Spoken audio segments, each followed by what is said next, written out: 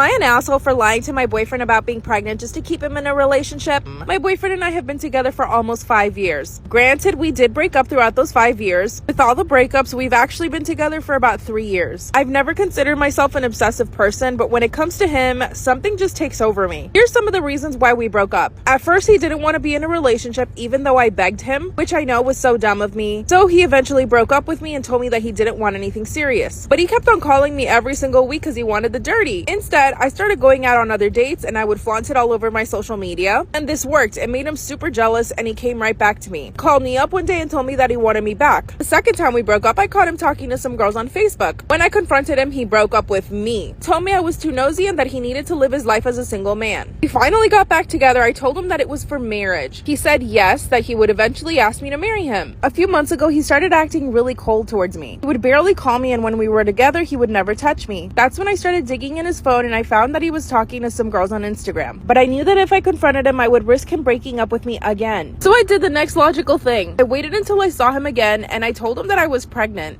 I even started to cry to make him feel like I was happy. His face turned completely white and he asked me if I was sure. I said, yes, aren't you happy, baby? That's when he started to cry. Remember, I don't even have a pregnancy test to show or anything. But surprisingly, he didn't ask for proof of my pregnancy. He just kept crying on the couch. I asked him if he was happy, but clearly he was not. But he lied and said, yeah, of course I'm happy. Seeing how vulnerable he was, I took advantage of the situation and I brought up marriage. I told him we should get engaged soon so that we could tell his family. Then he said, are you sure you want to get married? And I said, of course, we're gonna have a baby. Then he sat there for a minute and thought about it. Finally, he got down on one knee and said, do you want to marry me? I said, yes. And this time I cried for real. All my dreams were coming true. After that, things started moving really fast. We invited both our families to my apartment and we hosted a dinner. We broke the news to them that I was pregnant. Again, nobody asked for proof of the pregnancy though. Our families were so happy and excited. That very same night, he gave me a beautiful engagement ring. His mom even started planning the baby shower. Let me remind you, I'm actually not pregnant. So I had to come up with a plan. You'll never guess what I did. His mom started planning the baby shower and there was no turning back. Even my mom got involved in the planning of the baby shower. So like I said, I'm really not pregnant at this point. So I started trying to get pregnant, but my damn boyfriend just wouldn't touch me. I decided to check his phone again and saw that he was still talking to some girls on Instagram. So I decided to confront him at this point.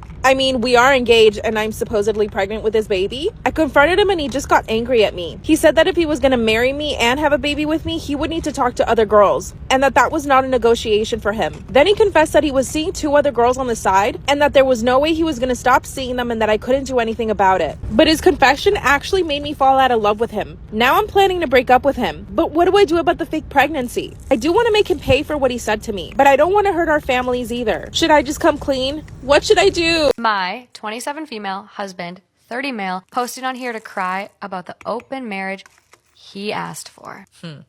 I'm pretty sure my husband has been posting on here about our marriage, and since he wants strangers all up in our business, let's do it. Oh, He talked about how he asked for an open marriage because I never wanted to have sex with him, but didn't mention that this was not even a year after we lost our baby, and my body had gone through the worst experience of my life. I had to deliver our lifeless baby and then almost died. I felt like a failure for losing our baby, and here he was telling me I was failing as a wife too. I told him he could do whatever he wanted. The first weekend after I agreed to this open marriage, he left me with the kids for 3 nights and came back with a $700 charge on our bank account and said if I don't want him to spend so much, I should let him bring girls to the basement, and I ended up saying okay. I would be upstairs crying myself to sleep, feeling like a failure, hoping this would only last a couple months, while he was downstairs with I don't know who. He mentioned that I met another guy, but didn't talk about how I went through this whole period where I'd try to have sex with him more than a couple of times a month, and he'd say, not now, I have someone coming, or no, I'm tired, I just had sex with XYZ. I'd already met someone, but I wanted to put our relationship first and didn't want to start seeing someone else. I kept trying, but it seemed like to him, I was just a babysitter, maid, co-parent, and roommate. I decided to let the other guy in because I wanted to hurt my husband and remind him that I exist. But honestly, being treated like I'm the most amazing person on earth feels good. He puts me first and treats me so well. Now that my husband is realizing that, he's throwing temper tantrums and trying to make me feel bad. He knew I was going to be gone this weekend. I told him that weeks ago. But apparently, since he told me that he's closing the marriage on his side and wanting to reconnect with me, he'd expected me to do the same. Now he's saying I abandoned him and the kids when I didn't. I'm finally feeling like a human being again, and I'm not going to ghost the guy who's helped me get to this point just because my husband is paying attention to me again. Since we're asking strangers for opinions, I'm curious. What would you do in my situation if the person you loved treated you the way he treated me? Leave. Run. So my daughter, 16, has had a best friend named Mare since she was 9 years old. They were so close that Mare had a key to our house and everything. Sometimes she would come over when my daughter wasn't even around because that's how close she was to the rest of our family. She even went with us to family reunions. Well, recently, Mare got a boyfriend. She would bring him around our house sometimes and I could tell that my daughter had a crush on him. But I assumed it was a small innocent crush and nothing would come of it. Well, one day, Mare pulled into our driveway like a crazy woman and accidentally hit our garage. When I came out, she had boxes of stuff and was shaking so bad that she could barely walk. When I looked inside the boxes, they were all my daughter's stuff from over the years. I'm talking about toys that she still had from when they were 9. I didn't know what happened, but I could tell that she was distraught, so I helped her get all the boxes out of the car and pulled her inside for a cup of tea. After about 15 minutes, she said, "Did you know?" Turns out that my daughter had slept with her boyfriend multiple times and that she found out by a voicemail my daughter left on her boyfriend's phone and Mare saw and listened to it. When I confronted my daughter, she had no defense. I asked her what was next and she said that she was going to get with him because if she didn't, they ruined 2 relationships for nothing. I was and still am appalled, and that was 5 months ago. Soon my family and I are going on a family vacation and all my other children's partners are invited. However, I told my daughter that hers wasn't. She blew up at me and then cried, asking when I'm ever going to forgive her. I told her it would have been one thing if she had slept with her boyfriend once. It still would have been terrible, but at least she could have learned from her mistake and grown. Instead, she slept with him multiple times, and the fact that she's still dating him proves that she isn't sorry for what she did. My husband says that this treatment of her relationship is only going to cause strain on our own, but I just can't believe how selfish and cruel she's become. I've spent thousands of dollars on this trip. I think I have the right not to invite people I don't want there. And I'm sorry if 5 months of her new boyfriend isn't going to erase the 7 years of friendship with Mare. I still talk to Mare sometimes, and she's doing a lot better now, but when it first happened, her mental health was ruined. And even as she's doing better and going to therapy, the mental effects of this level of betrayal is probably going to last years to fully get over. She says she's still hurt by what happened. Every time I look at my daughter, I'm honestly disgusted. This is not the type of person I raised her to be, and she's not sorry for any of it. I refuse to walk around on eggshells around my daughter and her boyfriend for a vacation I'm paying for and chaperoning for. Just seeing them together makes me sick. And by disgusted, I meant her decision making, not her as a whole, because despite everything, she's still my child. Also, I've learned to be cordial around the boyfriend when she's talking about him, but anything beyond that I've been struggling with. Am I the asshole for not accepting my child's relationship? All right, so the story time about the picture and the lock screen. I have to say it's very anticlimactic, but I do want to make this video just to touch base on relationships and narcissistic relationships specifically. I was in a relationship with a narcissist. I had heard from a few people that this girl had performed this act on him. I then went to him and said, "She did this. You did this." And he was like, "Nope." And I was like, "Yes, like so-and-so told me." And he's like, "Where's your proof?" And I was like, "So-and-so told me." And he's like, "That's not proof. Anybody can tell you whatever they want. Doesn't mean it's true." Okay, I wanted to believe him. I believed him. He's my boyfriend. I then took it upon myself to go through his phone one night, went through his phone, found the picture in his text messages with his friend. His friend actually took the picture while it was happening and then sent him the picture via text. Set it as his lock screen. Went back to sleep, and everybody's like, "How did you go to sleep?" I did the 3 a.m., look through the phone, find something, freak out with him multiple times, and it never went anywhere because he was a narcissist. It always just was, "Why are you going through my phone?" Well, that's why. So I went back to sleep, but I only really went back to sleep for like 3 hours. The anxiety was killing me. I woke him up and I was like, "Cute background." And he was like, "What?" And I was like, "Cute background on your phone." He picked his phone up, probably said some snarky comment like, "What the fuck?" I don't even remember. He went back to sleep, didn't really want to have a conversation about it. I then stayed with him for a year and a half after that, bought a dog and moved in with him. And things didn't get better. They say they're going to change, but then they make jokes, about cheating on you in front of their friends. Or you bring it up how it still bothers you and you get yelled at because that was 3 months ago. Why is it still bothering you? You said you moved on. But I just want to say, if you're in a narcissistic relationship or in a relationship with a narcissist, your feelings are valid. You should be able to express to your partner how you feel without then you apologizing for how you feel. You should never apologize for how you feel. And just get out. Trust me, in the 3 months that I've been single and dating, there are men that are nice. And I know it's hard to believe, but your soulmate, the person you're going to marry, would never do anything like that to you. They'd listen to your feelings. They're going to respect you. You will be enough for them. That is not your soulmate. Your soulmate wouldn't do that to you. So just, you need to reevaluate if you think that you're in a relationship with a narcissist. But I have some crazy stories, and I've done some pretty crazy things. So if you want any more story times, let me know, or any advice on getting out of a narcissistic relationship, let me know. What's a story that you've heard where you were like, Bibs, you could have and should have run faster than that? Because there was a time that my mom lived in Germany, and she was telling me about her time there and how she had a friend we're going to call Jack. And she knew Jack was like richy rich, but she didn't know how rich until one day he was like, hey, do you want to go skiing at my castle? And she was like, Jack, everything you just said sounded like a multi-level marketing scheme, but I'm 21, so yeah, I want to go skiing in your castle. So she goes, and she's like, Jack, you weren't lying. You dead ass live in a castle. And he's like, yeah, well, technically it's my uncle's until I inherit it. And she's like, Jack, I'm going to inherit a watch from my uncle. Let's not talk about inheritance. So they spend most of their time outdoors skiing. They're not really indoors in the castle a lot. All the while, Jack is describing to my mom that his uncle is a weird guy. He's very militant in his beliefs. They're very old-fashioned, and he is very obsessed with the war.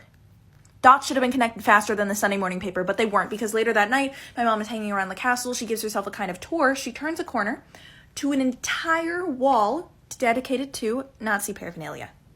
Yeah, you guessed it. Jack's uncle was, in fact, a Nazi. Jack's uncle was trying to kill everyone else's uncle in the 1940s. So my mom runs to go find Jack. She's like, Jack, hey, King, are you telling me that you just kind of forgot to mention, hey, by the by, my uncle was, and still at heart is, a Nazi, and you have brought a Russian Ukrainian to his Nazi castle? And when the answer was firmly, yeah, my mom ran as fast as one could when in the German countryside in a Nazi castle.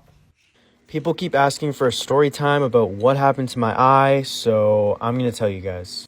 Alright, so I was at school, had a pretty long day, like a really bad day, but I was finally happy because I got to walk with my boyfriend to our last class together of the day. So anyways, we're walking in the hallway, holding hands, because we like to do that, we're out like that, and this one homophobic football player walks by us, kind of mumbles under his breath the F slur. Any other day, I probably would have let it slide, but this time I was like, oh, no, you don't. And when you call me and my boyfriend that's where I draw the line. Like, you can just call me, but not my boyfriend. And this was like the busiest hallway in my school, but anyways, in front of the whole hallway, I turn around. He didn't expect me to say anything. He thought I was just going to pipe down, be quiet. But today, I decided to fight back. So I turn around in front of the whole hallway and I yell, "What was that? Strag it!" His face starts turning bright red. Everyone's looking at us. He didn't expect me to say anything, like I said. So at this point, he's basically in fight or flight, and he either has to run away knowing that I won, but he can't let the gay kid beat him, can he? So he starts stampeding at me, and I'm like, okay, at this point, he clearly wants to fight, so I'm still holding my boyfriend, but I push him away, and I'm like, I'll fight him. I got this. And that's when my boyfriend, I'm pretty sure, is the one that ran to get a teacher, but it was before the kid starts throwing punches at me. But me, I'm pretty nimble, I'm pretty quick. I start dodging, so I'm dodging, I'm weaving, I'm dodging, I'm weaving. I literally dodge all his punches. Believe it or not, I actually land like 4 punches on him. Boom, boom, get him real good. At this point, he's on the ground. I'm done, I'm about to step back, but the teacher starts holding me. But this was like a really hot teacher, and like I kind of wanted him to keep holding me, so I started acting like I wanted to keep fighting him. So I'm like, hold me back, just so the teacher would like keep holding me because he's really hot. I think that might be why my boyfriend got him, because like we both think he's kind of hot. Anyways, so the kid landed 1 punch on me. That's basically what happened to my eye. But continuing the story, so we both get detention, me and the kid who was trying to fight me. Then, to my surprise, we're sitting in detention. The teacher leaves to go to the bathroom, and she says, "Don't do anything to get in trouble, you two." And at this point, he starts apologizing to me, the homophobic kid in the hallway. He starts apologizing. He's like, "Hey, I'm really sorry. Like, I just sometimes get these thoughts about you or about other guys, and like, I only called you that because I really only wanted to talk to you." Like, and I'm just like, there's no way he's telling the truth right now. But then I look over at him and he's actually about to cry. So I go over to him and I'm like, "Hey man, it's all right. I forgive you." I give him a hug. I think he took it the wrong way because he goes for the kiss. And then my boyfriend walks in. "Pull up a chair and let me tell you about the pussy wagon guy." Am I allowed to say pussy wagon? This one's from a while ago, and I know that because this is the guy who asked me out from the gym. So, if he asked me out from the gym, 1, I would have to be going to a gym, and 2, I would have to be looking good enough for someone to ask me out at that gym. So back in those days, I was like hardcore. Like I would go to the gym, I wouldn't make any eye contact because I didn't want anybody to like try to approach me and talk to me. I definitely didn't want guys coming up and telling me, how to use the machines or do a squat. Please. After my divorce, I thought, why not? And so within a couple weeks, I had started, making some eye contact with this one guy. And one day he approached me and asked me out. So I say yes. We decided to go to this place. It has like an outdoor patio, and we're going to see each other the next weekend. Saturday arrives. I'm like peeking around the corner, see if I can see him driving down the street. And lo and behold, here he comes. And he's driving, you guessed it, the pussy wagon. No. I'm not getting in that. If you don't know what the pussy wagon is, it's from a movie called Kill Bill with Uma Thurman. It looks like this. And it's driving down my street like where children ride their bikes. So it didn't say pussy wagon, but it definitely had like a pimp my ride situation going on. It had like spit shine, and they had like big chrome wheels, and they were like so shiny. I'm sure all my nosy neighbors were like this. I'm gonna go. I'm not that shallow. So we're pulling out, and he puts on his sunglasses, and they're like those like ski goggle kind, like pink, blue, and green, like reflective. I'm sure some of you wear them. I don't want to offend anybody, but we can't all have good taste, and that's okay. So we're like driving down the street, and I'm like this, like sliding down in my seat, trying to see if any of my neighbors are out. And I'm like, oh my God. So we get to the restaurant, it's still light out, and he's sitting with his back toward the sun, and I can tell he dyes his hair because his whole scalp is like glowing orange, like all the way up to here. And I can't stop staring at it. So we finished the date and we're driving home, and I'm already thinking like, oh no, I hope this guy doesn't try to kiss me. Like, how am I going to do this? And I figure out I'm just going to like tell him like, oh, I'll just jump out because my front door is really close. So we get to my house, and I'm like, oh, I'm just going to jump out. But it was so nice, and thanks. And he's like, can I use your bathroom? The old bathroom trick. And I let him, and he kissed me, and he left, and that was it.